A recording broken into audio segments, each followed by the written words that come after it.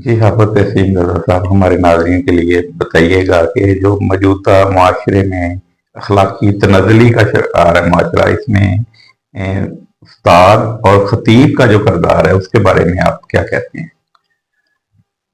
बिस्मिल्लाहिर्रहमानिर्रहीम। ये हमारा जो ख़तीब हज़रात हैं या जो इमाम हज़रात हैं, ज़ाहिर है कि लोग उन पर एतमाद करते हैं और उनको अपना रहबर रहनुमा समझते हैं।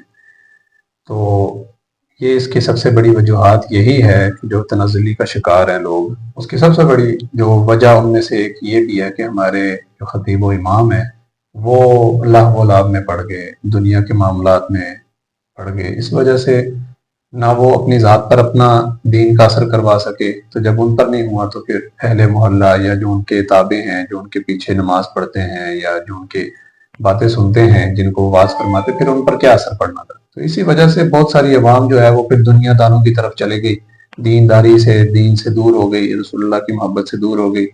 जब इमाम और ख़तीब ही बेअमल हो गए, तो फिर अवाम जो दुनियादार पहले से ही है, तो फिर तो वो दुनिया के कामों में पड़ गई। इस वजह से ये हमारे तनज़्ज़ुली का शिकार ये भी है। और वैसे भी मौलाना रूम का ये शेर मैं यहाँ पे पढ़ना चाहूँगा कि वाइज़ा हम सूफियाँ मनसब परस्त, इख्तबार मिल्लत बैज़ा शिकस्त।